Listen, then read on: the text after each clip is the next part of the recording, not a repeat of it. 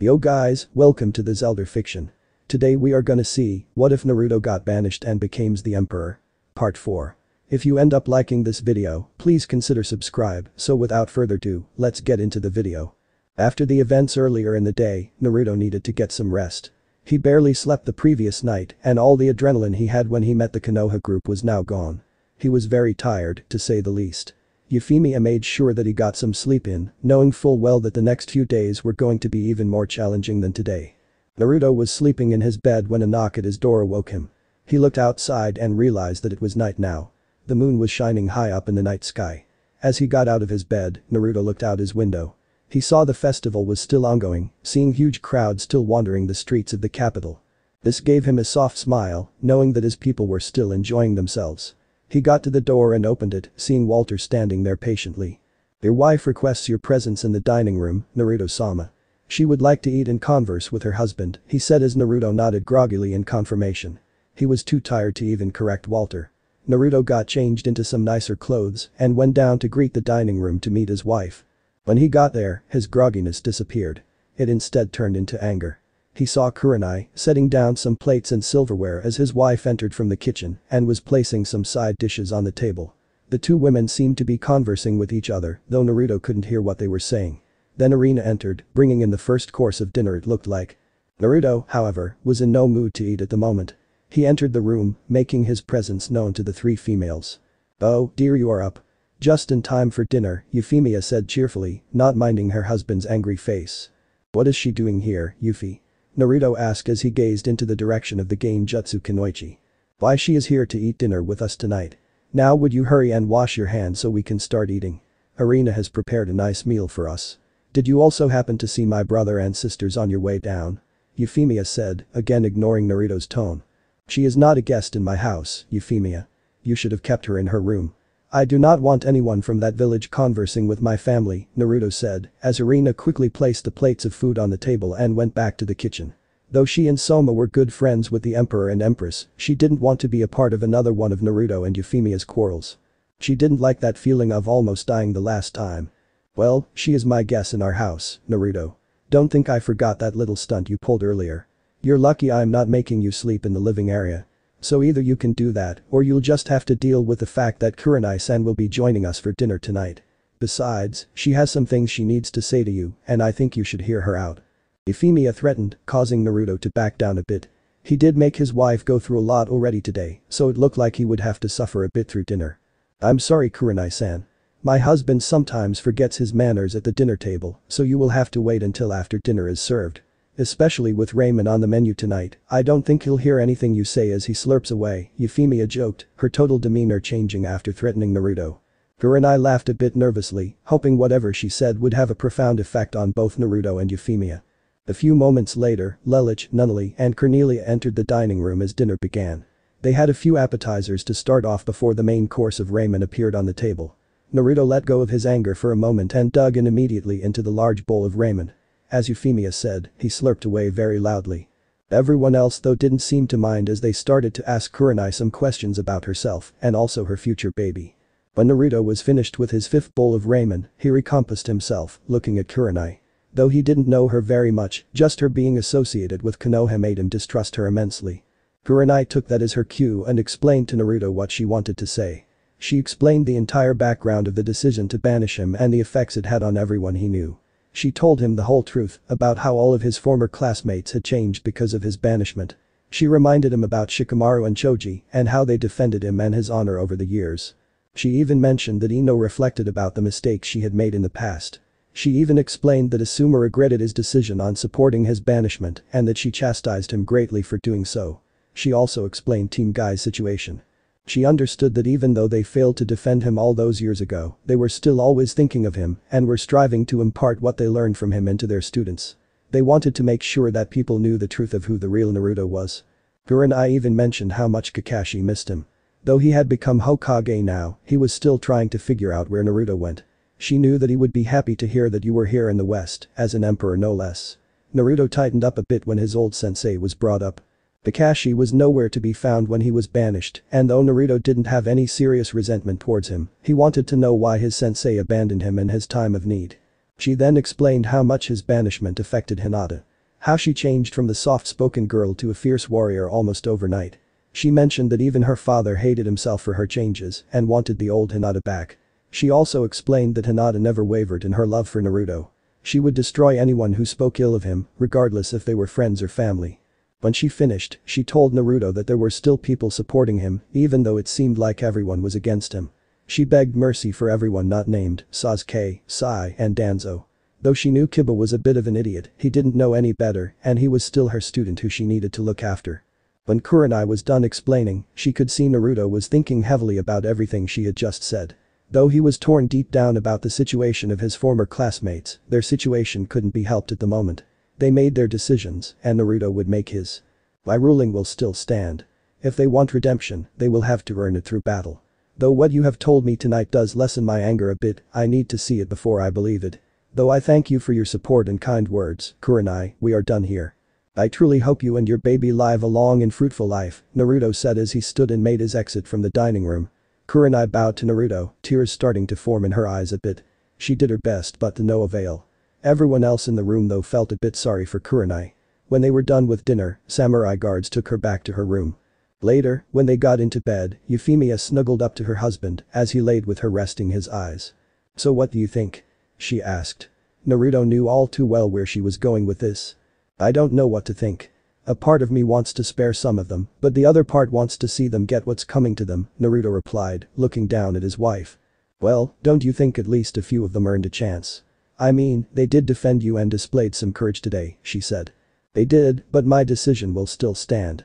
They will have to fight for it. Though they may have defended me, I need to see that it was genuine, Naruto said. What about the Hyuga girl? Do you have some feelings for her? Euphemia asked, interested in Naruto's answer. No, I do not. Though I do consider Hinata a dear friend, she hasn't done anything for me really. However, I do see her as the person who is most deserving of redemption, he answered, causing Euphemia to be intrigued. How so? When she confessed to me, I was in my QB chakra mode, I felt her feelings and thoughts. They were genuine and it was a very warm feeling. Everything Kurenai said tonight only confirmed that. I don't know how to go about it, he said as silence came upon husband and wife. After a few minutes, Euphemia decided she would make a surprise announcement, then she should stay here, she said, causing Naruto to look at her with a surprised look. What? She should stay here. If she genuinely supports you, then she shouldn't be stuck in that horrid of a place. She should earn your trust back here, where people won't judge her and where everyone will give her a second chance, Euphemia explained. You did hear what she had to say today, right? She still loves me. Though I don't like her like that, I will still consider her as a friend. I don't want this. To be honest, I was a bit jealous of her earlier today because she changed your entire attitude on your decision. However, I trust you as my husband to do what's right. Plus, she has supported you her entire life. AM had come in earlier today and talked to me about her before I met up with your former village. She said that she wanted us to think about sparing her. As I think about it more, I can't seem to hate her, especially after the good words that were put in for her. She deserves a second chance, though that decision is entirely up to you, Euphemia said as Naruto laid back and thought about it more. I'll have to think about it, he replied. That's all I ask, Euphemia said as she got herself comfortable. A few days later. The Konoha group gathered at the competitors' entrance at the arena, escorted by their armed guards. All of them had trained their butts off in the past 3 days, without any incident surprisingly. It was now time to get what they came here for. If Naruto was true to his word, they just needed to win one match against the West, and he would honor an alliance with them. Though some were a bit worried, Sasuke, Danzo, and Sai were not. They believed this would be a cakewalk. They would all win their respective matches and then make sure to destroy Naruto. Itachi greeted the group at the entrance with Ichiro on his back. He looked over all of them, seeing the confidence on their faces. He motioned them to follow him as they entered their waiting area. It's a shame they're going to get crushed. The confidence on their faces is almost inspiring, Kenpachi grinned. He just wished Naruto gave the go-ahead to allow killing in this exhibition. There will be time for that later. Let's crush their spirit first. Then we can finish them off when the time comes, he remembers Naruto telling the group of Western fighters. The Konoha group followed, noticing the sold-out crowd in the arena as they walked to their area. People were ready for the festivities, the exhibition matches being one of the highlights of the Unification Festival. Everyone from Konoha was amazed at the large arena and the number of people. There were more people here than the Chunin exams. Kenpachi explained to them that they would be chosen at random against a group of randomly chosen Western fighters. Why is it that the exhibition here is the most popular event? Aren't you all tired of fighting? I thought you wanted your new era of peace or whatever, Kiba asked, causing Kenpachi to look at him with a deadly glare. Because unlike you Easterners, fighting will always remain in our blood. It is a part of us. And don't think you are free to talk, Mutt. We have all heard about the stunt you tried to pull in the throne room against the Emperor. There are plenty of people here who want your head. So I would tread very carefully, Kenpachi said, as Kiba shuddered at his words. Ichiru just laughed at Kiba and his pathetic face. Now, pay attention, your opponent will be selected on that large screen right there, Kenpachi said as he pointed upwards. All of the Konoha shinobi looked up as they saw their names, plus the names of 13 fighters from the west. Then, the arena went pitch black until a few shining lights came upon an orange-haired girl. Good day, ladies and gentlemen to the 3rd Annual Unification Festival exhibition. I'll be your host and play-by-play commentator, Coco. The woman said over the loud pause system as the crowd cheered for the festivities to begin. Today we have a special treat for you all. We have members from the Eastern lands who will be participating in today's event. We have builded the East vs West showdown.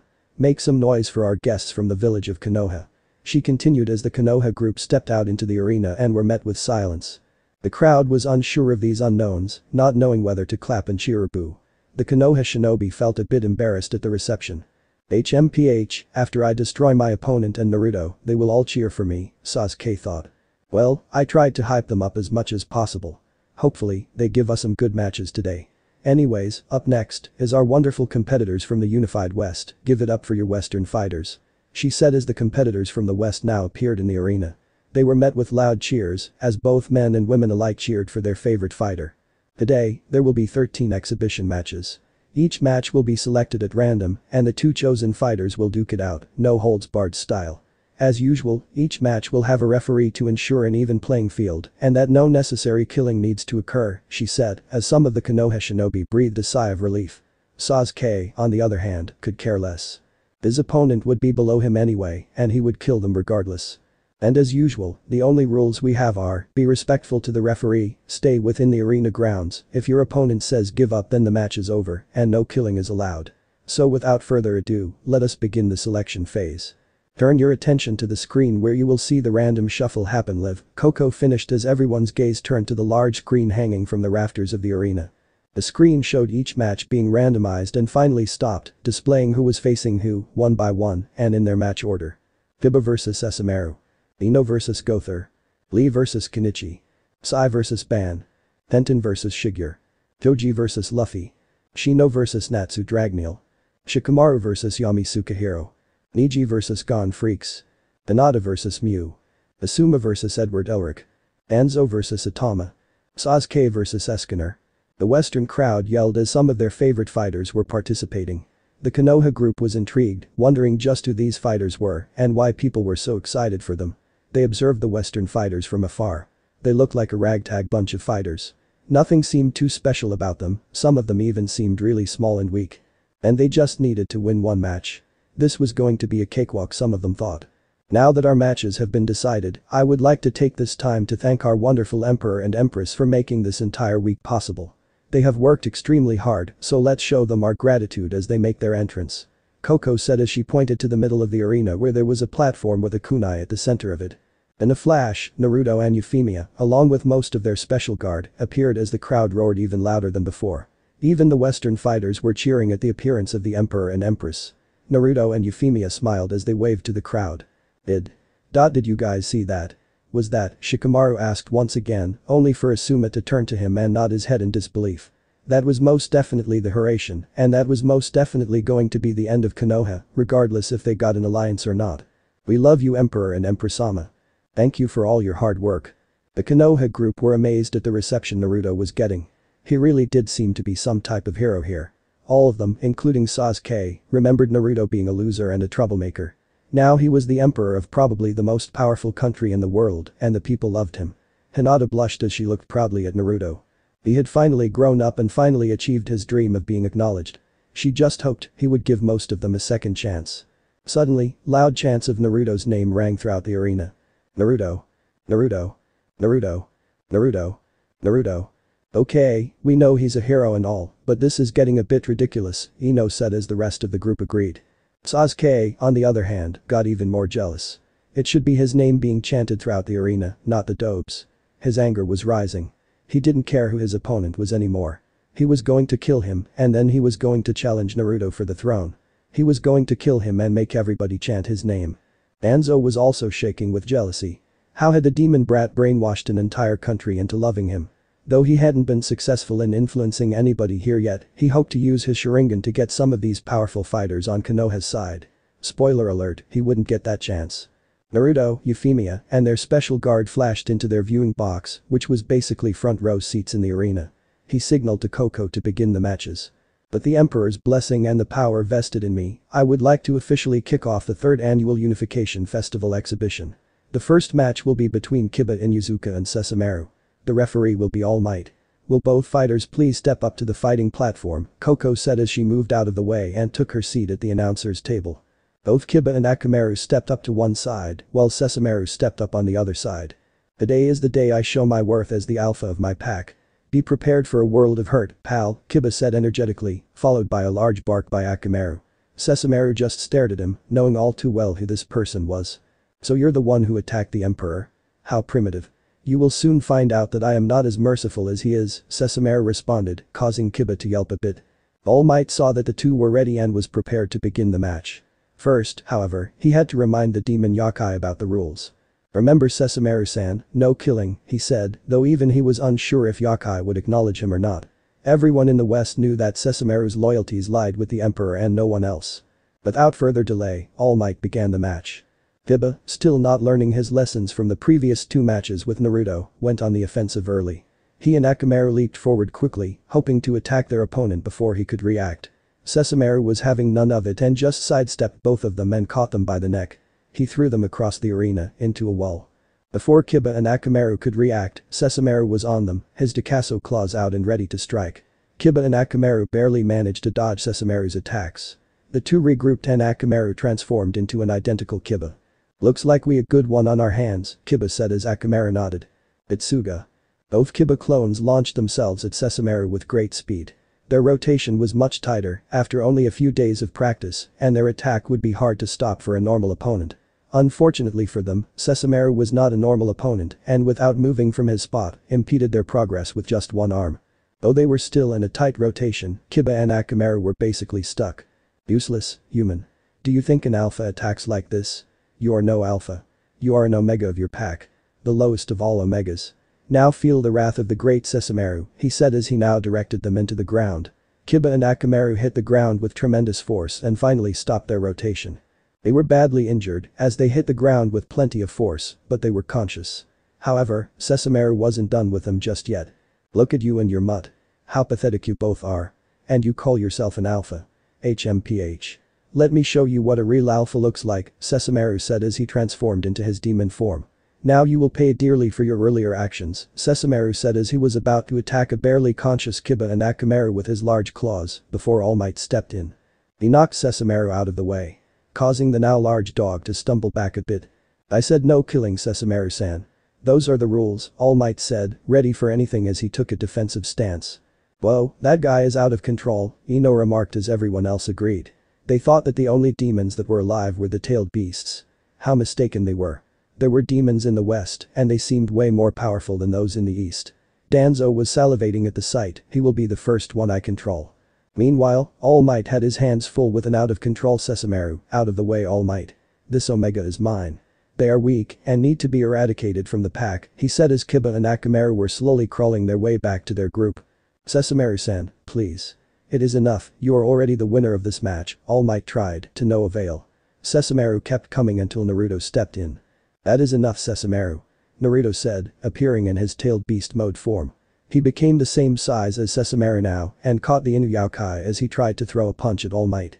Sesshomaru looked at Naruto. As you wish, Emperor, he said as he took his leave as though nothing happened. He moved back to the Western Fighters box as the crowd cheered even though he had gone batshit crazy. All Might, call the match, Naruto said to his advisor as All Might did what he was told. Naruto walked back to his box shaking his head. Sesshomaru was almost loyal to a fault. He would have to talk to him about that later. Due to Kiba Inuzuka being unable to continue, the winner of this match is Sesshomaru. He said as the crowd roared. Sesshomaru put his hand up with a small smile as he acknowledged everyone in the arena. The medical staff stepped in and took Kiba to the tent to get treatment. He would have a concussion but would remain alive. He would then be put in the dungeon, as per the agreement. Hoko came back to announce the next match between Ino and Gother. Both competitors stood at the center of the platform. The referee for this match is Kazuma Kuwabara. "May the best woman win," Ino said as Gother gave her a puzzling look. "You do know that I am a man, right?" he replied back as Ino nearly had a heart attack. "Begin." Ino recollected herself and moved in to try and fight close quarters. Though she was a long-range specialist, she was able to hold her own when it came to taijutsu. Unfortunately, she wasn't on the level she needed to be yet. She swung wildly, trying to hit Gother with a series of combos, though none were landing. Gother, growing tired of dodging, kicked off of her to create some distance. Sakuhurido, twin bow-haired. He summoned 2 purple energy bows as he took aim and quickly shot Ino in her head. It rendered her momentarily unconscious as he decided to search and rewrite her memories. The other Konoha shinobi were wondering what was going on, seeing as though there was no action, yet the referee didn't call anything. Next thing they knew, Ino ran to Asuma immediately. "Why won't he love me, sensei? I did everything for him. I even look better than that pink-haired bimbo, Sakura," Ino said as she was crying in Asuma's arms. They were all so confused at her sudden change in attitude. "I saw that she got rejected by that Sasuke guy before. So I readjusted her memories and made it happen over and over again to the point where she's almost insane. Don't worry, she'll recover from it soon. Unfortunately, though, this makes you 0 for 2 so far," Gother said as Kazuma declared him the winner. The crowd cheered, seeing another victory for the West. Ino was taken away to the dungeons, still sobbing over her past rejections from Sasuke. Though they were 0 and 2 so far, the East was still not too discouraged yet. Though they had lost, Ino and Kiba were probably the weakest out of all of them. So they didn't really have anything to worry about yet. Hoko announced Lee and Kenichi as the next match as both competitors came to the center. Lee was ready, he had been waiting for this moment to earn his redemption from Naruto. He made a mistake in not defending Naruto in the past, but that would be the last time that would happen. He vowed this match would be where he shows Naruto the fruits of his training. Kenichi, on the other hand, remembered that he was facing a person who was silent in defending Naruto. Though normally cheerful and a good sport even to an enemy, Kenichi was dead serious. Even the referee, Killua, was a bit surprised at Kenichi's attitude. "Be prepared for my burning flames of youth, Kenichi-san," Lee said as he took his stance. Kenichi totally ignored him and got into his stance. The fight wasn't even close. Though Lee was probably the best taijutsu user out of the entire group, he was not on the same level as a determined Kenichi. Not even opening a 6-gate could get Lee past Kenichi. Lee had reached his limits and was barely standing, which gave Kenichi the opening. Torinuki. Kenichi delivered his most powerful attack, straight to Lee's knee. It broke in every place imaginable, and the crack could be heard throughout the arena. Lee yelled in pain, gripping his knee. The bone was already displaced and sticking out of its socket. Killua immediately called the match. That was the moment the Konoha shinobi started to lose their confidence a bit. Not even a 6-gate Lee could defeat a guy who didn't seem to look all that great. Lee was screaming in pain as the medical crew came and were putting him onto a stretcher. You cry in pain over an injury like this? Imagine having to deal with that pain for your entire life. I hope your silence was worth it, Kenichi said as he walked back to his waiting area. He nodded at Naruto, who in turn gave him a thumbs up. The crowd erupted again, almost cynically this time. The next match between Sai and Ban was basically a one-sided match. Sai didn't have enough time or space to draw any of his summons. And when he did summon his drawings, they turned against him almost immediately. He was so focused on defending himself from his drawings that he didn't keep track of Ban, who appeared behind him and knocked him out with a simple chop to the head. Tenten vs Shigeru was also almost the same. Though she was a weapons specialist, Tenten was no match for Shigeru's skill with weapons. Just like the first time the two met each other in battle, Shigeru easily knocked Tenten out with the back of her staff. The match was rather merciful though, compared to the others. The next match between Choji and Luffy piqued Naruto's interest. When the match began, Choji immediately expanded, hoping to use his size and strength to overcome his skinny opponent. He tried to stomp on Luffy, who easily dodged every attack. Choji was exerting his energy quickly, and his size was starting to shrink. His attacks were now slowing down, giving Luffy an opening. The Straw Hat wound back as he prepared his attack. Gomu Gomu no Pistoru, Gomu Gomu no Pistol. Luffy threw a devastating punch, hitting Choji at tremendous speeds, and knocked the Akimichi back to the same wall where Kiba landed. Luffy hit Choji right in the chest, causing him to shrink back to his normal size. You can expand too? Choji asked, clutching his chest and checking to see if the punch broke anything. Shahihi, of course I can. I'm like rubber, Luffy said, walking up the injured Akimichi. Vendikus, Choji is in trouble, Shikamaru muttered. I would advise you to give up. Before you get hurt even more, Luffy said, causing a spark in Choji's eyes. No matter if my back is against the wall, I will never give up. That is my ninja way, Choji said, referencing Naruto. He took out his 3 food pills and promptly ate them, regaining his strength back. Suit yourself, Luffy said as he wound up again. Gomu Gomu no Gatling. Luffy shot a barrage of punches towards Choji, who embraced the hits but was still standing his ground. In fact, Choji seemed to be getting bigger as he slowly moved forward to Luffy. He managed to catch one of Luffy's punches and didn't let go. He picked up the pirate and swung him around a bit before throwing him across the arena. Luffy immediately got up with a wide grin on his face. My. Do we have a match now, he said as he shot himself at Choji. Choji remained tough, fighting valiantly throughout the rest of the match, but was ultimately KO'd by a Gomu Gomu no Bazooka. Luffy was declared the winner as the crowd cheered. Naruto, however, was very impressed. Choji's resilience throughout the match made it very entertaining. Even though he was completely outmatched, he never gave up and expanded all of his energy into trying to beat his opponent. Well, add one to the list, Naruto thought. The next match was Shino vs Natsu Dragneel. I'm all fired up. Natsu proclaimed as the ever-quiet Shino took his place in the center. This match went in favor of Natsu, who easily dispatched Shino's insects with his fire. He burned through all of them, giving him the opening to attack Shino with a fire dragon's roar which rendered Shino unconscious. The next match will be Yami Sukahiro vs Shikamaru Nara. Koko announced as both competitors went to the center of the arena. Shikamaru studied his opponent, who appeared to be trying to intimidate him. It was working. Shikamaru shook a little bit at the man's face. The face was 10 times worse than Captain Yamato's. Shikamaru also deduced that his opponent was definitely powerful in his own right. The referee for the match was Meliodas, who looked very uninterested in being a part of this.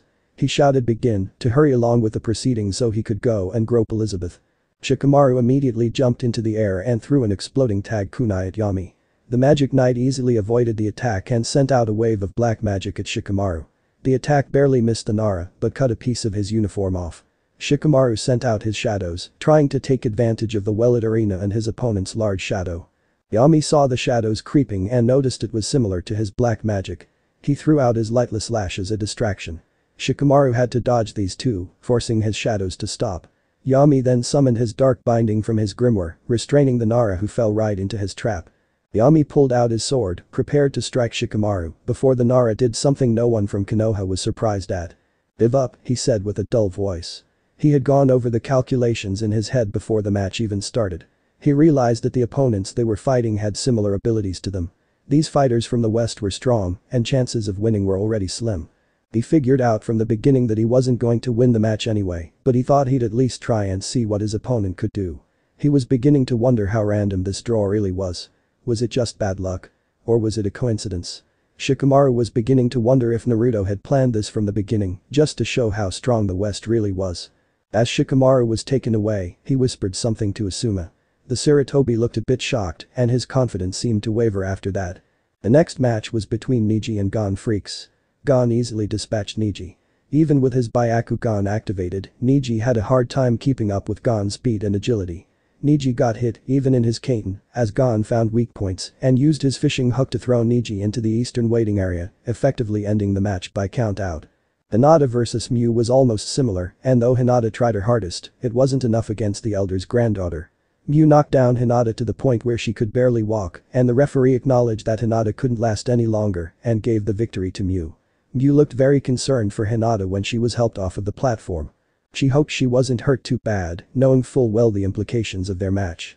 With only 3 matches remaining, the Konoha group were still winless. They were heavily outmatched in each, not even coming close to even touching their opponents. It hadn't even been an hour yet and already the matches were coming to an end. The crowd started to boo whenever a Konoha shinobi was called up. They were seen as weak, not even being able to last a few minutes. It was disheartening for Asuma, but Danzo and Sasuke could care less. They both felt that they would easily win their matches and force Naruto into an alliance. Asuma faced off against Edward Elric. The alchemist overpowered Asuma in close combat weaponry. Edward transmuted his arm into a blade and easily disarmed Asuma from his chakra blade.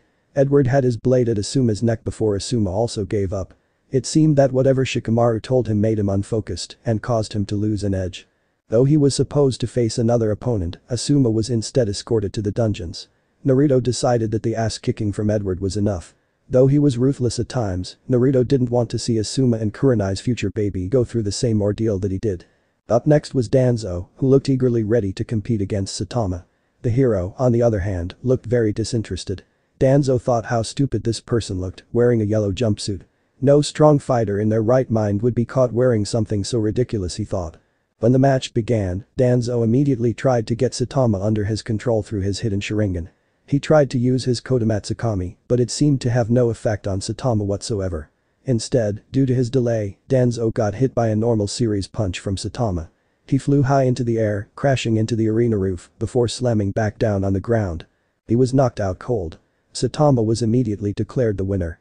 Danzo was dragged by the samurai guards to the dungeon. They were instructed by Euphemia to not even give him a stretcher or any assistance due to his conduct in the throne room. And then there was one. It was Sasuke's turn next. He stepped up to the center of the platform smirking.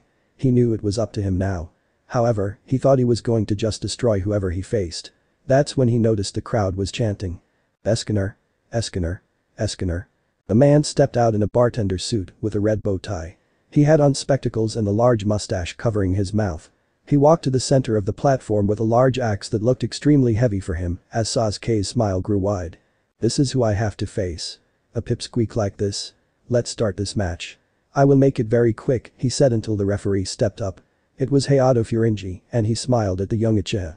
Calm yourself, Sasuke-chan. There is one important thing we must do since this is the last match of the festival, Hayato told him, causing some confusion for Sasuke.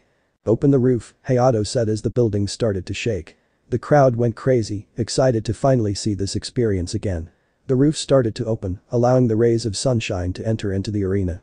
Sasuke looked up and had to turn away because it was too bright for his eyes. He then looked at his opponent, who was now standing much taller than him. He stood over him, his body transformed into a chiseled physique. His clothes were ripped and the man carried the axe on his shoulder, as if it were a feather. What is this? Where was the pipsqueak that was just here a second ago? Sasuke yelled in confusion. This was not the person he was supposed to be facing. There must have been some trickery in this. He is standing right in front of you, the elder Furinji told Sasuke as Escanor looked down at him. I am the Empress's loyal guard. The one who sits atop all clans. I am the 7 deadly sins lion sin of pride, Lord Escanor. Escanor said, causing much laughter out of Sasuke. Both the elder and Escanor looked at Sasuke, confused. You have got to be fucking with me. What a complete joke. Let me show you who really sits atop all of the clans, Sasuke said, activating his Sharingan. Hayato started the match, and Sasuke struck first, attacking Escanor head-on at blazing speed. Naruto just shook his head, the team still hasn't learned, he thought. Escanor, on the other hand, used his axe as his defense and deflected Sasuke's attack. He swung his battle axe at Sasuke, causing him to jump back and create space. He weaved some hand signs and sucked in. Pain. Kakakyu no Jutsu. A large ball of fire came out of his mouth and headed straight for Escanor. The Sin of Pride just stood there and cut the fireball in two with his axe. Immediately though, Sasuke was on him with a powered-up Chidori, preparing to strike. Sasuke surmised that he needed to finish this fight quickly if he wanted to challenge Naruto. He tried to stab Escanor, who just caught his arm and slammed him into the ground. The Chidori made a small hole, but broke Sasuke's fall a bit. Escanor swung his axe down, but Sasuke turned just in time to see it and moved out of the way. DCH, I'm going to have to use it, Sasuke thought as he started to activate his cursed seal. He started to go into pain immediately but felt the power rushing through his veins. My turn, he said as he rushed at Escanor quickly, his speed nearly doubling. This made Naruto very curious. He had not seen Sasuke ever use that before and wondered if the snake had anything to do with it. He made sure to take note of it for future reference. Even with his cursed seal activate though, Sasuke was still no match for Escanor's strength. In his advance, Sasuke was cut by Escanor's axe. He clutched his arm in pain as he felt a burning sensation coming from his large gash on his arm. It was as though his arm was on fire. He didn't have time to pay attention to it though and powered up another Chidori. He wouldn't miss this time. He lunged forward again, slipping past Escanor's axe and met flesh. Sasuke smirked, seeing as though he hit his mark. Unfortunately, though, he didn't realize that he hadn't even penetrated Escanor's skin to do any damage. The lion merely laughed at the effort. You're going to have to do better than that to defeat me, he said as he picked up Sasuke by the arm, broke it, and then threw him high into the air. The entire crowd in the arena watched as Escanor jumped as high with his axe in tow. Sasuke was powerless to do anything as Escanor made cuts into each of Sasuke's limbs. Sasuke yelled in pain as they fell back down. He laid there, feeling as though his whole body was on fire. Please. Make it stop. Make it stop. It burns. He screamed as Escanor and Hayato merely looked on at him. Can you continue, Sasuke-chan? Hayato asked, only to be met with another scream of pain. I declare your winner for this match, Escanor. Hayato said as he raised Escanor's hand. The samurai guards approached and took Sasuke away. He had reverted back to his human form and felt a type of pain that he had never felt before. What made matters worse for him was that the guards never took Sasuke out of the sunshine, which only caused more damage to the Uchiha. Naruto only laughed when Sasuke screamed in pain. He loved the sight, not to mention the fact that Konoha had not won a single match. He planned this from the very beginning, knowing fully well that the Konoha group didn't stand a chance against any of the fighters from the west. I told you. You just had to trust me, Naruto said to Euphemia. She turned to him and placed a kiss on his cheek. I never should have doubted you, my husband, was her reply. The fans cheered for Escanor as he made his way back to the waiting area. Then Naruto appeared in the middle of the arena to speak. He apologized that the East had sent such weak fighters and that the crowd hadn't seen much action. He then set up another round of fights for their entertainment. He selected a few fighters personally, hoping to give the crowd a better showing than the previous 13 matches. When he returned to his seat, Jiraiya whispered something into his ear. Naruto just nodded his head as Euphemia gave him a look. I have to go and prepare for the important guests tonight. Don't wait up for me. You can take over from here, he said as he smiled and gave her a kiss on the lips. Euphemia knowing all too well who his guests were. I can't wait to hear all about it tomorrow then, Euphemia said as Naruto nodded and flashed away with his guards and Jiraiya. After getting their asses handed to them by the Western fighters, the Konoha members were placed in the dungeons, per their agreement with Naruto. Each member was thrown in one by one after they lost their match. After losing 13 straight matches, every single member of the Konoha group, minus Kurenai, was locked in the West's prison. The dungeons were dark and cold.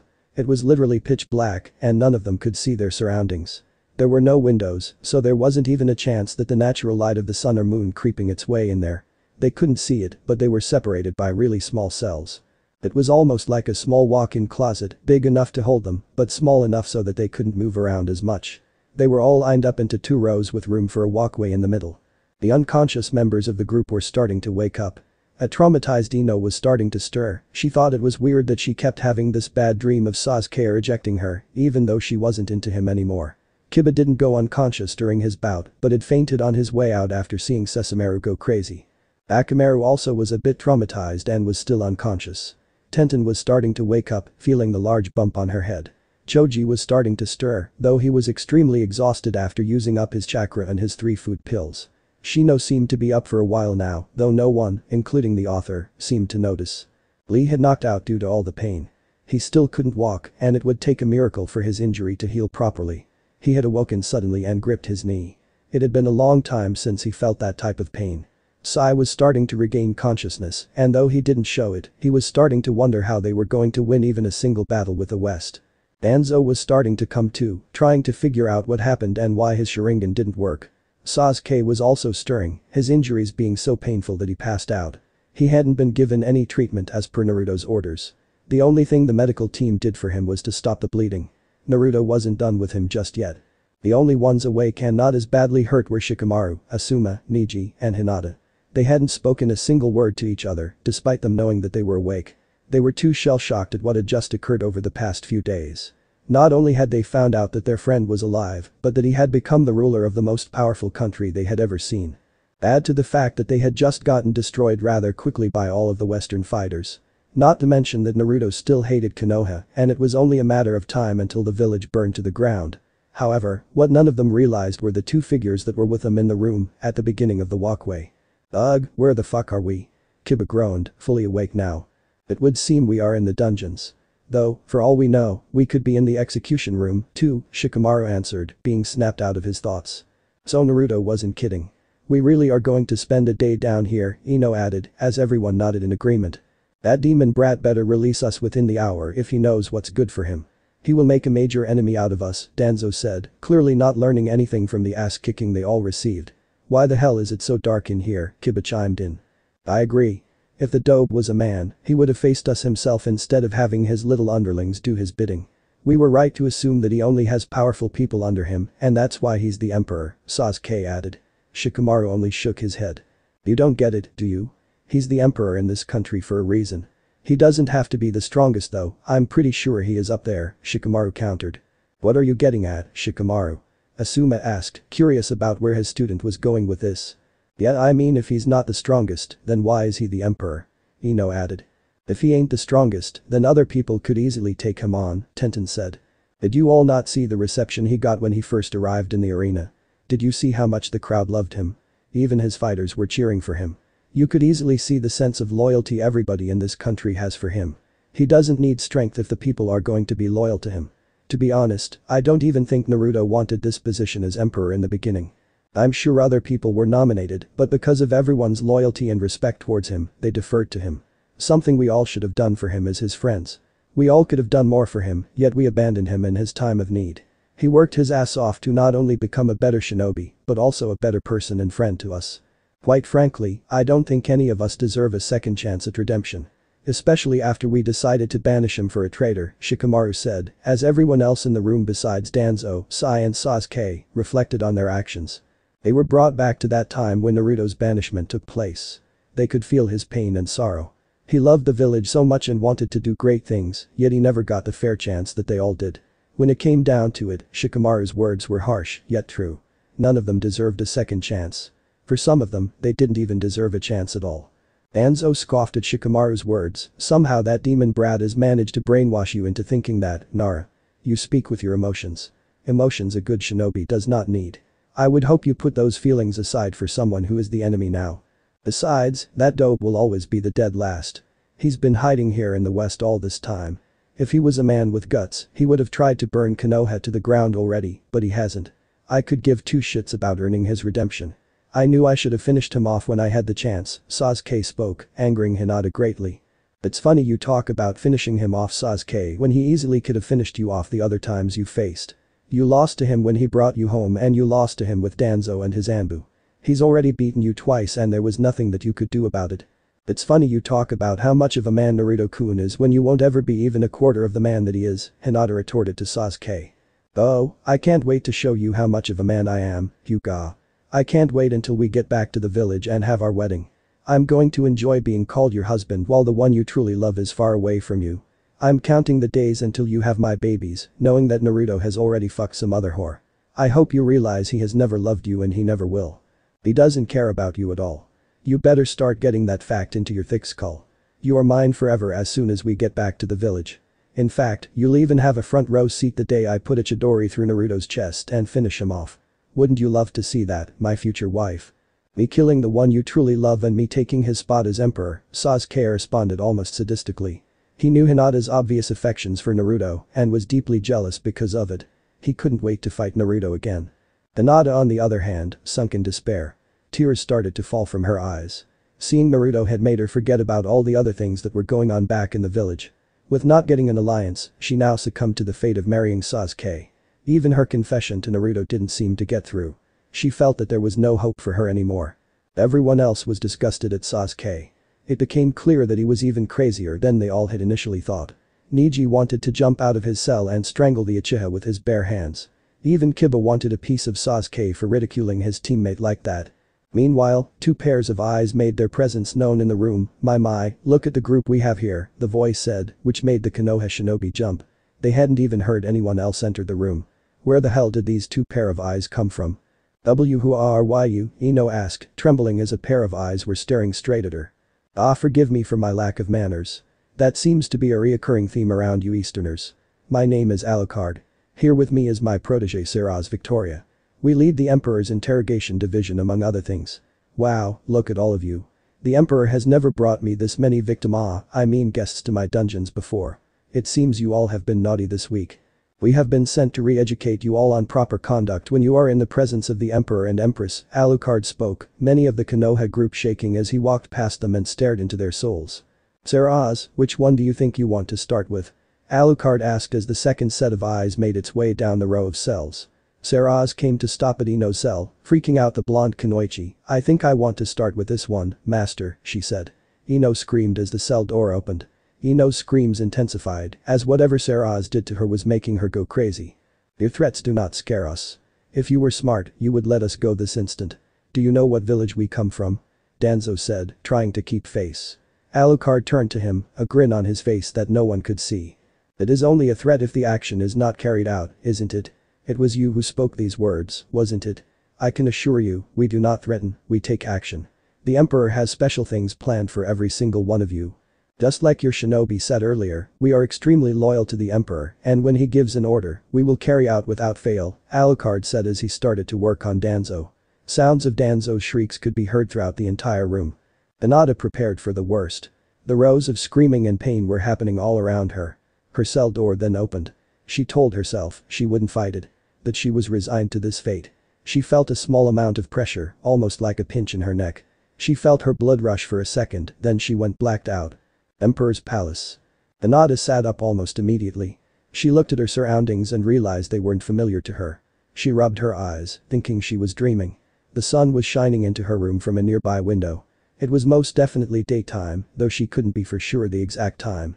She tried to move out of the bed, but she felt a rush of pain in her neck and shoulders.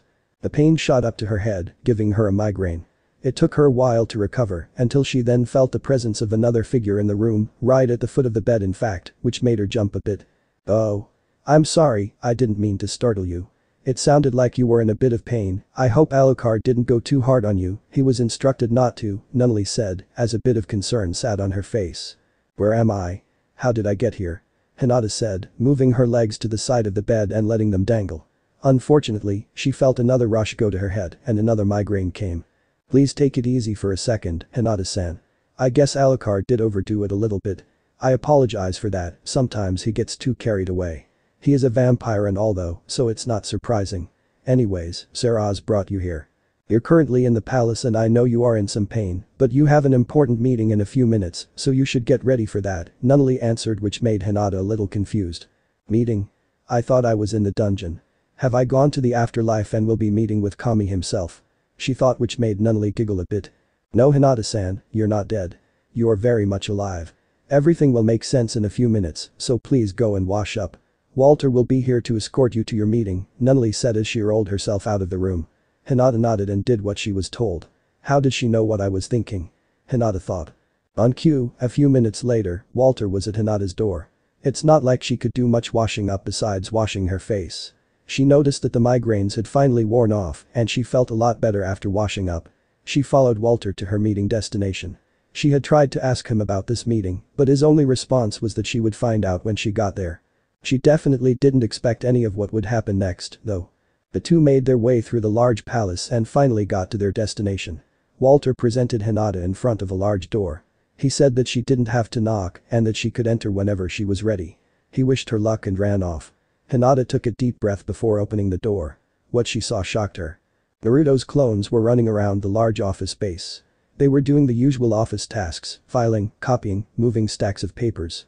There were so many of them and all were so busy that they didn't realize that Hinata had stepped in. She walked through the rows of cabinets and machines and reached the back of the room. She saw a familiar face that she had been longing for all these years. Though he was surrounded by clones, she knew easily that he was the actual one. He was napping, head on his desk. It looked like he had just finished lunch, a large bowl of what looked to be ramen off to the side of him. He was drooling on a document he was reading. Lelich was off overseeing cleanup duty for the festival, so Naruto had to read every document that was on Lelich's desk. Even with shadow clones, it was a drag. Hinata giggled a bit, causing some clones to notice her. They made their way to the main Naruto and woke him up. He jumped and yelled Rasengan at the top of his lungs, as his eyes were only half open. He was still groggy, but rubbed his eyes to see that Hinata was standing in front of him. His whole demeanor changed and he gave her a large signature Naruto smile as he wiped the drool from the corner of his mouth. He stood up, stretching and yawning at the same time. How have you been, Hinata-chan? I'm sorry about what happened in the throne room and with your match with Mew. I hope you aren't hurt too badly, he said, which caused Hinata to do something she hadn't done in years. She fainted. When she came to again, she slowly opened her eyes. Her vision was blurry for a moment, but she could hear voices speaking as they were standing over her. What did you do to her, dear? When I said to do the right thing, making her faint wasn't the idea I had in mind, Euphemia said. Wanai-chan, you did a number on her. I hope you're willing to share your husband, Yuffie, Nunnally added. Naruto, please tell me you haven't been sneaking around on my sister, Lelich also added. I swear I didn't do anything. I just asked how she was doing and then she fainted. Naruto said, trying to defend himself. They were all too preoccupied to see Hinata finally sit up. She turned to the quarreling group and decided to speak up. Ah no, what is going on? she asked, which got a swift move from Euphemia to check her head and cheeks. Are you okay, Hinata-san? Did my husband do anything he wasn't supposed to with you? Euphemia asked, a bit of panic in her voice. No. All I remember was him asking how I was doing, then I ended up on the floor. I don't remember much else, Hinata replied. I told you. Naruto said. I know, I was just being sure, dear, Euphemia said as she helped the former Hyuga get back to her feet. Lelich brought a chair and some water for Hinata. She took a few sips before returning her gaze to the group. So, why exactly am I here? She asked. It was now Naruto's turn to speak. Hinata-chan, I need you to answer me this honestly, okay? Naruto began as Hinata nodded. Everything that you said to me in the throne room a few days ago, did you mean it? Naruto asked as Hinata almost dropped the water she was holding. She cleared her throat, hoping to not choke over words. I meant every single word, Naruto-kun, Hinata said boldly, making Naruto smile a bit. He turned to his wife and in-laws, with a glowing look on his face. It is up to you, dear. It has always been your choice, Euphemia said with a smile as Naruto turned around to Hinata. Hinata, you are going to have to make a very important decision today, and I will need to know your answer immediately. I'm not going to beat around the bush on this. I am going to destroy Konoha and all those that choose to remain in it. That place has become nothing but a cesspool of filth and human scum. They have not only treated me poorly, but those I hold extremely dear. I know how they've treated you, and I know how they've treated people that don't see me as the QP reincarnate. That is why I have decided to offer you asylum here in the West, Naruto said as Hinata was speechless. She didn't know what to say. She was so excited about the opportunity to stay here in the West and be closer to Naruto, yet, she had obligations in Konoha that made her feel helpless about her decision. She knew she was resigned to a certain fate, having the cage bird seal being put on her and being forced to marry Sasuke. She would only bring more bad than good if she were to stay in the West. Though she was thrilled with the offer, she would have to sadly decline. I thank you for your kind offer, Naruto-kun, however, I feel like I will have to decline. I have been marked with the cage bird seal as you can see, and the elders will most definitely activate it and kill me if I were to stay here. I won't be able to contribute to society here and therefore I must decline, she said, with tears starting to swell in her eyes. Lelich, Nunnally and Euphemia all looked at each other with eyebrows raised a bit. Naruto just chuckled at a response. I would hope you reconsider this offer, Hinata. I do not see any seal on you. I don't think they will have control of you any longer, Naruto said. Hinata seemed a bit confused until Naruto gave her a mirror that showed her the truth. The seal that had been placed on her was no longer there.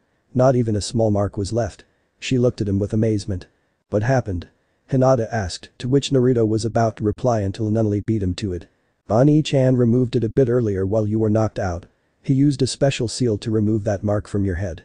That's why you were having some of the migraines, because your body is getting used to not having those restrictions being placed on you. Even if they tried to activate it, it wouldn't take any effect on you. It's pretty neat, Nunnally said as Hinata looked at Naruto. He was nodding in confirmation at everything she had just said. Hinata fell to her hands and knees, the tears pouring out like a waterfall now. Then I accept. I accept 1,000,000 times over. Thank you, Naruto-kun. Thank you so much, she said, overcome with emotion. However, there is still a catch to all of this, Hinata, Naruto said as Hinata looked up at him, trying to wipe the tears away. You still need to earn your redemption in my eyes. Though I understand now that you were shy back then, seeing you not defending me still kind of hurts deep down. However, I have decided to give you this opportunity because I know the words that you spoke in the throne room were genuine. I am a big believer in actions speak louder than words, and though you spoke very well, now it is time to back them up. Though I know your feelings a lot better, I am married now and I love my wife greatly. However, I do hope that you can prove to me that you were worth giving a second chance to. I do still cherish you as a friend and hope that we can work to repair our friendship. Sound good so far? Naruto explained as Hinata nodded in confirmation. She knew that even though she had lost her first love, she would support him as much as she could as his friend. Now, into the gritty stuff. You will be placed on probation for a year. That means you will be under guard at all times. You will be given a room in the palace and can come and go as you please, as long as you have an escort with you. During this year, you will learn our laws and regulations here in the West. After that year is up, you will choose a profession. We have many different combat and non-combat professions here in the West, and we always encourage people to choose their passion. Yuffie can give you the complete list of professions so that you can look over later. You will also need to start looking for a place after the year is up. Until then, you will live here at the palace. You don't have to pay or enter pay for food, however, you will start to work for it. Any duties that you guard sees fit, you will do without question. If any of my family needs you to do something, you will do it. I will not be asking you for anything because that seems unfair to you. However, I will be observing you and your actions to see your progress. Am I clear? Naruto finished as Hinata bowed before Naruto. Hi, Naruto-sama, she said. Ah. Okay, first lessons about the West. There is no bowing to me. We are still both human beings. Though I may have this fancy title, I am still no better than you, so no bowing. Second of all, don't add the sama. I'm not one for formal greetings between people I'm more close with. I don't need that stuff in my life. Got it. Naruto said as Hinata giggled a bit and nodded. Okay, good. Yuffie, Nunnally, can you please take her to her room and get her situated? Naruto asked as Hinata followed Euphemia and Nunnally out of the door. As they left, Lelouch turned to Naruto, eyeing him out curiously. Is this the right decision to make, brother? Won't having her here only cause more problems? Her village is going to freak out when they realize that she is here. This could hinder the timeline for our future plans, Lelouch said, to which Naruto nodded his head in agreement. Though he did agree, Naruto also agreed with his wife. Euphemia was the one who gave him the idea of having Hinata stay in the West. The more he thought about it, even if he didn't want to give her another chance, her being here was the best situation for all of them. I understand your concerns, Lelouch. However, I do believe she will contribute well to society here. When the others get here as well, Konoha will be in no position to even look in our direction. Besides, they have other things to worry about besides us. The preparations are almost complete. Their time will come soon enough, Naruto said with a smile as he looked at his brother-in-law, who was still trying to figure him out. Have I ever let you down before, brother? Naruto asked, to which Lelouch shook his head. No, you haven't. And I don't intend on starting now. Anyways, why don't we go and get some lunch? I wanted to try Sanji's new ramen recipe that he said would kick my ass. Naruto said cheerfully, as he put an arm around Lelouch's shoulder and dragged his brother-in-law with him. A few hours later, western border. The Konoha group had finally been released from the dungeons. They all looked terrible, except for Asuma, Kurenai, Shikamaru, and Choji. Whatever Alucard and Saraz did to them really did a number on them. They were dragging their feet and could barely walk. Even the usually stoic Danzo was silent. Naruto made sure Alucard did a good one on him, making sure that the elder would not go back to Konoha the same way he came. The group was being escorted to the border by some of the stronger Western fighters, including Itachi. Naruto was waiting for them as they got there. Tell your Hokage that if I catch any of his shinobi stepping foot on any of my lands, I will have them killed on the spot. Konoha does not want to make an enemy out of me right now, for I will burn that village to the ground, without fail, he said, which made some of his former classmates cringe at the thought. Only then did some of them notice that someone was missing from the group. Where the hell is my wife, dope? I will kill you if you lay a hand on her. Give her back now. Sasuke yelled, though he was too weak to even attack Naruto. Naruto just laughed at the Uchiha. Well, if you must know, she is being held as compensation for the attack that the Inuzuka tried to pull in the throne room. Don't think I had forgotten any of those things that happened that day, Naruto said. Please don't harm her, Naruto. She loves you, goddammit. Ino screamed out. Don't tell me what to do, fangirl. You can reattach your mouth to the Uchiha's ass. I have no time for your shit. I would like to have you all know that Hinata has requested asylum here in the West. I have decided to grant her request. She has stated she wants nothing to do with any of you or Konoha, Naruto replied. She is the property of Konoha. You will be extremely sorry when her father hears that you have kept her here for your own pleasure, Danzo was able to mutter out. Property? Is that how an elder sees a citizen from his village as? Property? I see you have learned nothing during your time here. And like that deadbeat dad could do anything to me. Though I am not interested in courting Hinata, it will be good for her to stay in a country where waste and scum are not prevalent. I hope most of you learned a valuable lesson on this little trip of yours. I hope to never see you all, well, that is unless you're dying by my hands, Naruto said, as he turned to Sasuke when he spoke about the dying by his hands. Sasuke looked at him, wanting to attack, but didn't have the strength to. Now get the fuck out of my empire. Naruto yelled as the Konoha group got on their way. Asuma, Kurenai, Shikamaru and Choji looked back one last time at Naruto, who nodded his head at them. They nodded and then turned around and continued their long trip back to Konoha. Sasuke also made sure to look at Itachi, hoping that his hate and anger would one day allow him to kill his older brother. Itachi could only look at Sasuke with disappointment. He was still his brother, and he was disappointed in the path that Sasuke took. Itachi had secretly hoped that maybe he could talk some sense into Sasuke and get him away from Danzo's influence. As the Konoha group was walking away, Naruto noticed Zetsu watching them from afar. They noticed him looking at them and dug their way back underground. So it begins, Naruto thought as he walked back with the rest of his escort. He had a lot of thinking to do and would need to call a council meeting immediately. After the events of the past week, Naruto called an emergency meeting.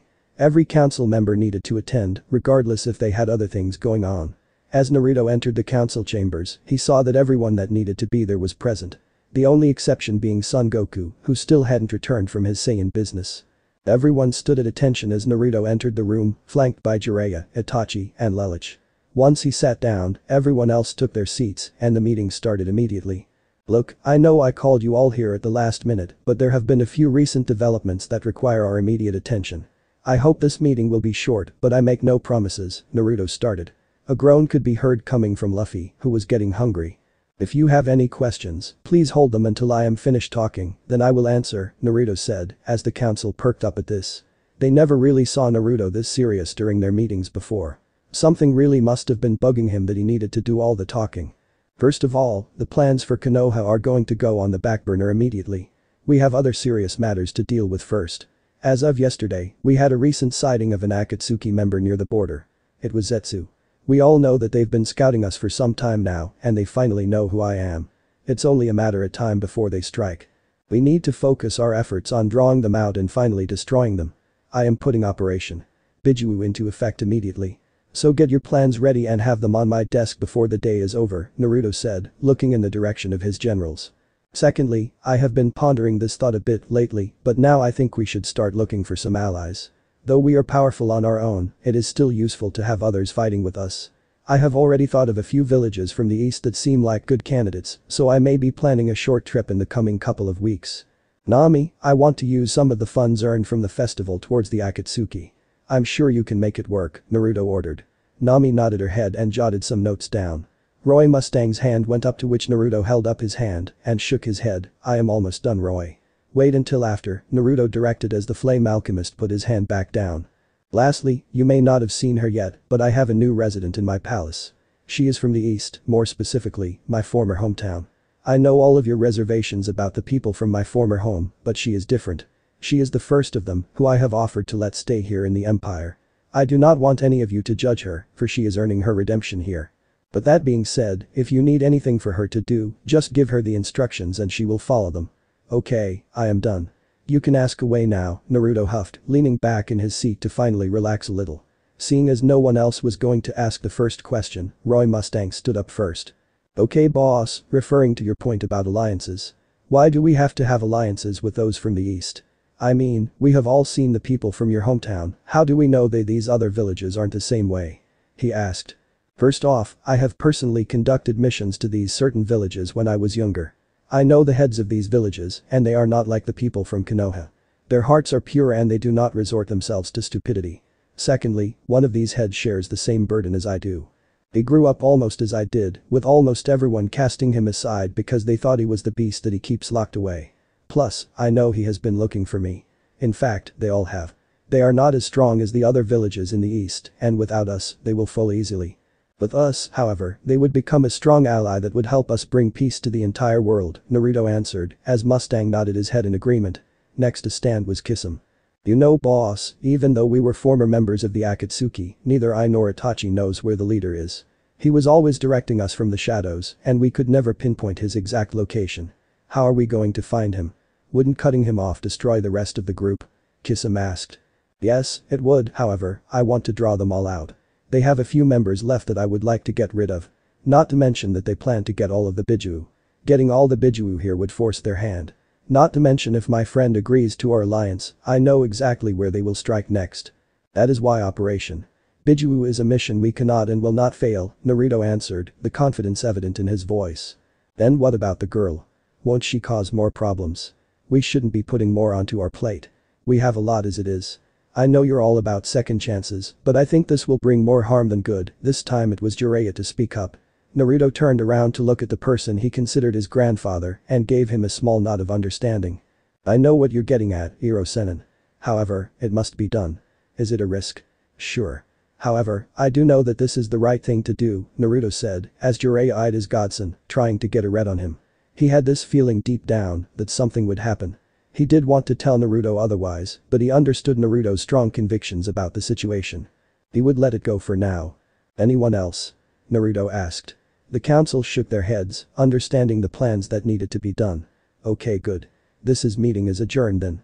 You all have your assignments, Naruto said as everyone got up to leave the meeting. Oh actually, there is one more thing to discuss. I understand that there was a little bet going on this past week. Naruto said as Nami was just about to exit the room. She kept on walking, pretending not to hear Naruto. 3 shadow clones appeared in front of her, stopping her escape. Everyone chuckled at the sight. The 3 clones escorted Nami back into the council room to appear before Naruto. Seeing as though I didn't kill anyone this week, it seems that none of you won. So that means, I get the money. Fork it over, financemisters, Naruto teased, as Nami reluctantly took out her wallet. She always carried the cash on hand with her, counting and recounting, just to be sure she didn't lose any of it. That's how obsessed she was. She handed the money pool over to Naruto who counted it and snickered a bit. Pleasure doing business with you, Nami, he said as he walked out. Everyone else shook their heads at the sight, though Naruto was serious just a few minutes ago, he would always find time to amuse the rest of them. 1 week later Konoha. The Konoha envoy that was sent to the west finally returned home. They were battered and bruised, barely making it home under their own strength. A few of them even needed to be carried home, Sasuke included. He was still not able to walk and was immediately taken to the medical division for the treatment he badly needed. Danzo also needed to be carried back as he still hadn't fully recovered from what Alucard did to him. That left only a few from the group being well enough to report. Asuma, Kurenai and Shikamaru were summoned to the council room where everyone was meeting. Some council members had seen them return and were delighted. They didn't even notice that most of them were badly injured. They could care less about their appearance and just wanted the good news about getting their alliance with the West. Kakashi could do nothing to stop them and was forced to attend a council meeting he didn't even set up.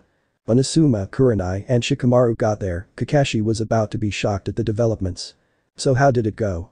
Kakashi casually asked. Not so well, Asuma stated bluntly, shocking everyone in the council room.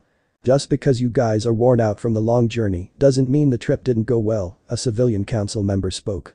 I think the journey was the easiest part, actually, Shikamaru sarcastically said, causing his father to perk up at this. Something didn't feel right to him. He could see it on his son's face, there was something bad that happened and it would not be good. Well, that's good to hear. That means the Emperor must have driven a hard bargain on our terms. What did it cost us?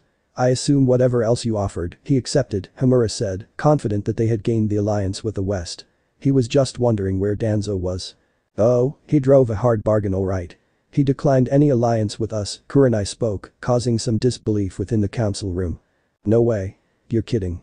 Why would anyone refuse an alliance with us? A few civilian council members said. The shinobi side just shook their heads. Hokage-sama, I am beginning to wonder if you chose the right people to go.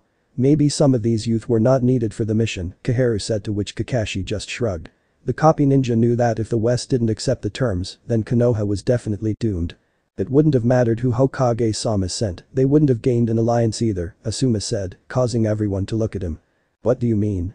I hope you allowed Danzo and the Uchiha-sama to talk as well. You know they are much better at diplomatic things than you are, Sarutobi, a woman council member spoke. More specifically, Haruno. Yeah, I think that was the worst thing we allowed to happen. They were a big reason why we were nearly killed there, Kurenai retorted, wanting to put this pink-haired councilwoman in a heavy and dark genjutsu. What did they do? Kakashi said, his anger building a bit. Hearing the stupidity from the civilian council and now finding out that Danzo and Sasuke caused trouble only made it worse. He hoped they maybe found Naruto so that he could finally leave this forsaken village. Well, they insulted the Emperor's wife first of all. I'm pretty sure Danzo called her a whore and Sasuke kept trying to get her to marry him. Then they insulted the Emperor and tried to challenge him for his throne. Not to mention the Kiba tried to attack the Emperor in his own home. Yeah, we can give you the details later, Hokage-sama, just know that we didn't get an alliance, mostly cause of those idiots, Asuma explained. My son, is he okay? Sumin-Yuzuka asked as she stood up from her seat. He's fine. Just a little dehydrated and a bit flustered. The medics are taking care of him, Kurenai replied as Tsume breathed a sigh of relief and sat back down. This entire meeting, Shikaku was very curious about just one thing.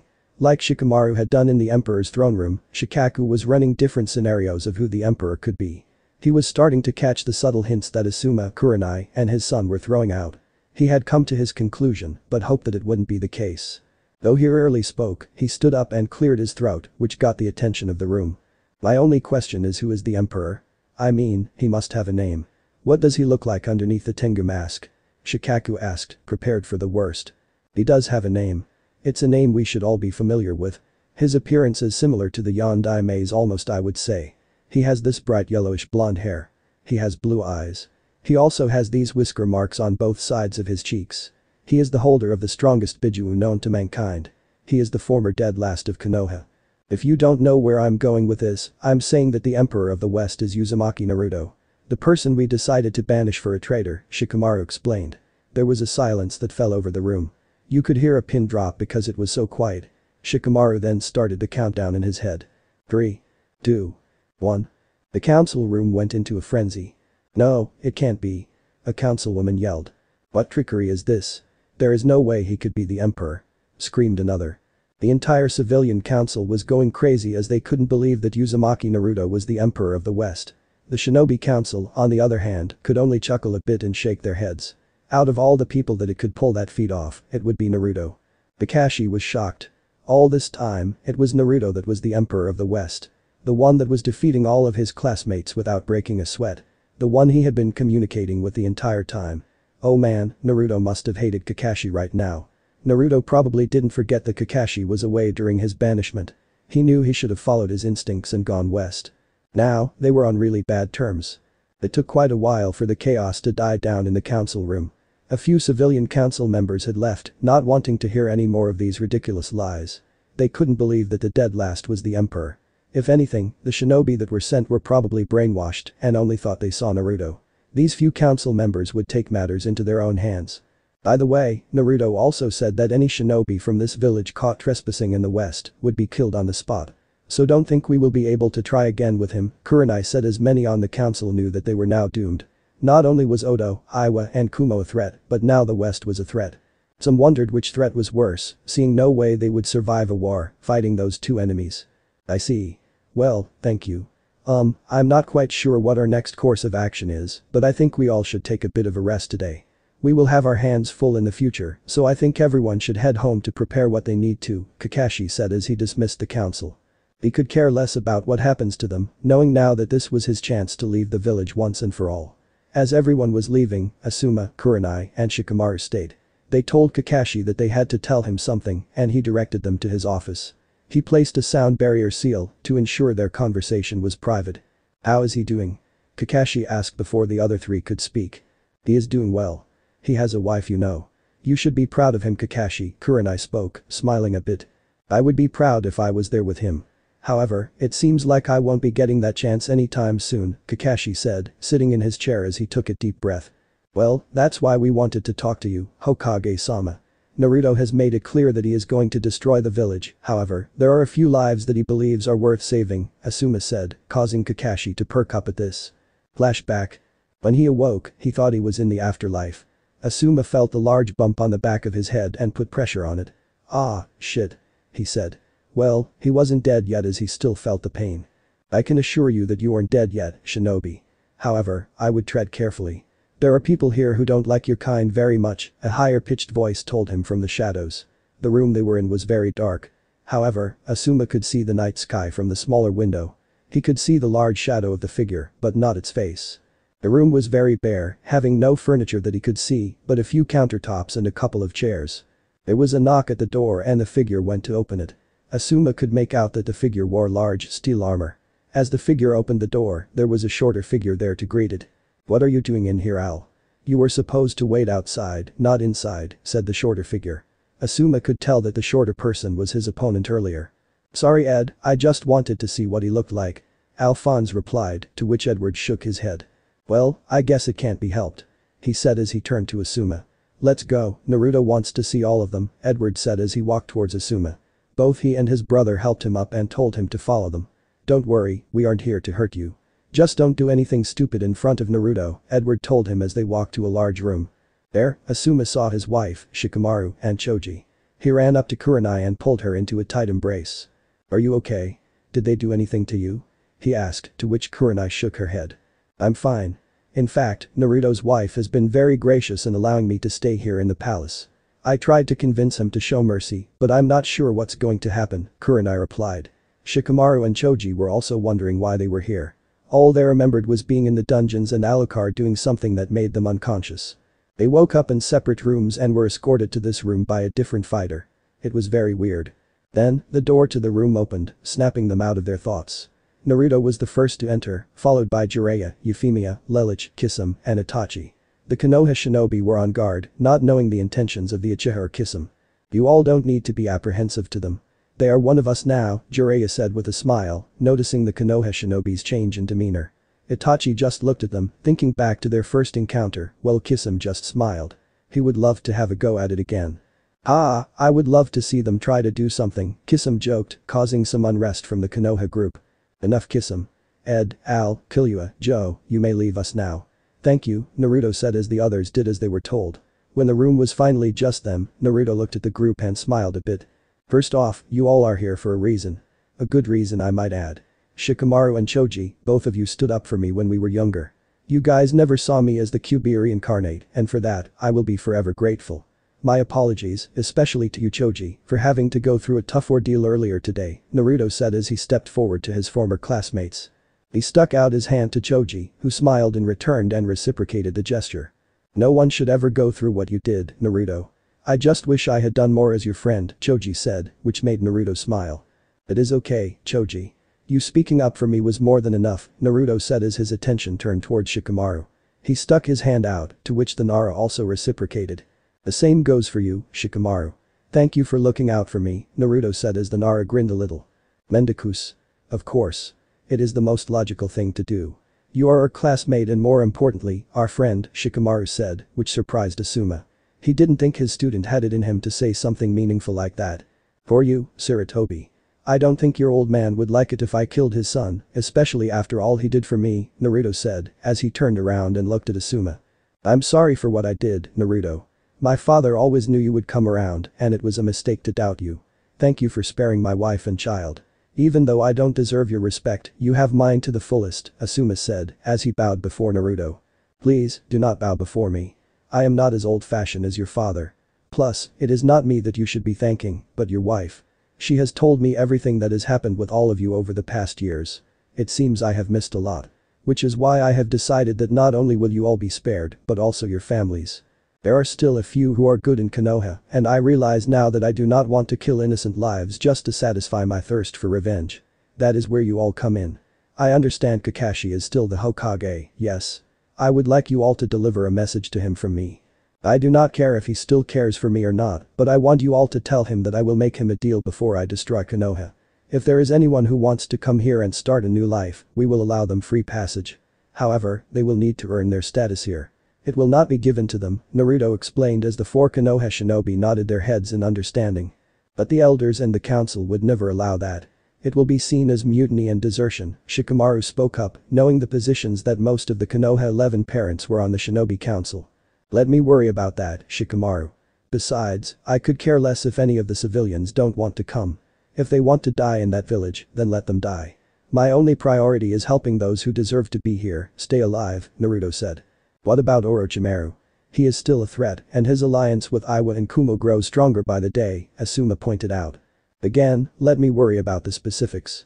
I just want you to give Kakashi the heads up. Look, I know you all have very strong ties to Konoha. I did too. However, sometimes the status quo needs to be changed. Can you all honestly say that Konoha has gotten better ever since I was banished? Naruto asked, which came the quick reply of no from them. Exactly. Which is why the village needs to be destroyed. The will of fire no longer burns there. The only thing burning is the will of corruption. I know full well who is behind it all, too. They will get there soon enough, Naruto said. The other Konoha shinobi had to agree. Corruption was prevalent now in the village, and it was getting harder to manage.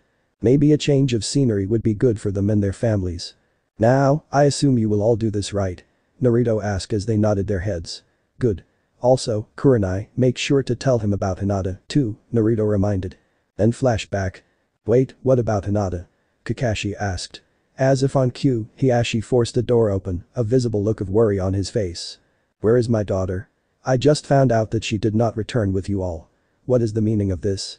Hiashi asked as Kurenai was the one to answer him. She is being held in the West as compensation for Kiba's attack on the Emperor. According to Naruto, she also requested asylum in the West, which Naruto granted. This makes her a citizen of the West.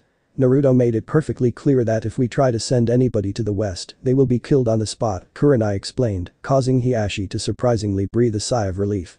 He was very relieved that she was fine and doing well, yet, her being kept in the West would cause a serious situation. While I am thankful that she is safe, we have other problems. The elders had already set up a wedding for this week. I can't do anything to stop this anymore. They have sent a squad to bring her back here. I have done all I can, but they won't listen. I have no control of my clan anymore, Hiashi said. Even as Hokage, I cannot do anything for you, Hiashi. All I can do is hope and pray that Naruto has some mercy on your clan members. However, since you are here, I guess I will allow you to be let in on a little something, Kakashi said as they explained to Hiashi about Naruto's deal. Elsewhere in the village, Danzo's office. Deep within the confines of the Root Anbu headquarters, Danzo laid back in his chair.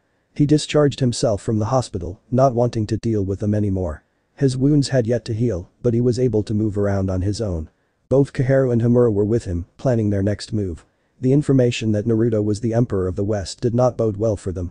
It could mean that the village would be destroyed in the near future. They needed to act fast if they wanted to keep their power. Danzo had come up with a plan. They needed to cut the head of the snake off immediately. Without Naruto, they thought the West would falter without their leader. Not to mention that they would take control of the QB and use it for themselves against the other villages. They clearly didn't think this through enough, but were oblivious to the fact that this mission would fail horribly. Danzo got a squad of his best Root Anbu, led by Sai. The 6 of them would infiltrate the West under fake passports and sneak into the palace. There, they would make sure to eliminate Naruto, his wife, and anyone else they found in the palace. They needed to make sure that the West would be without a leader for some time and maybe even cause another civil war. The Root Anbu had their orders and set out immediately. They left in the dead of night when no one was around. They gave the border guards the slip and headed for the direction of the West. A week later. Naruto was currently on his alliance tour. He brought his entire special guard with him as he went to Wave and Spring Country. The heads of those places were so happy to see him, thinking that he had died many years ago. Inari was especially happy to see Naruto, as he feared that he had ended up like his father in Kaiza. Naruto was able to catch up a bit and easily forged an alliance with Wave. He mentioned setting up a merchant shop and an embassy so that communication between the two countries would be easier.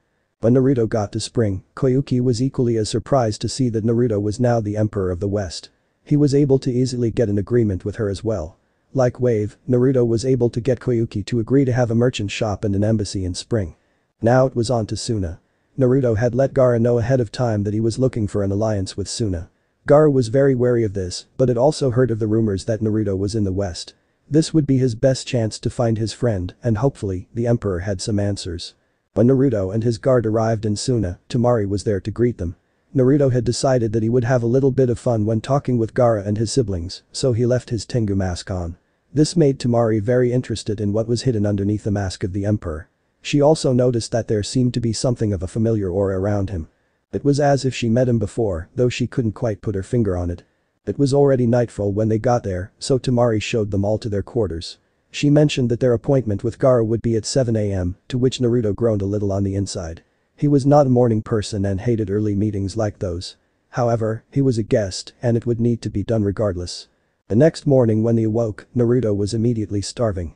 He had hoped that they would get a bite to eat before their meeting and asked Temari if there were any ramen stands open that early in the morning. Temari was a bit thrown off by the question, but mentioned that there was one ramen stand open. Naruto was ecstatic as he hadn't had ramen in over 24 hours.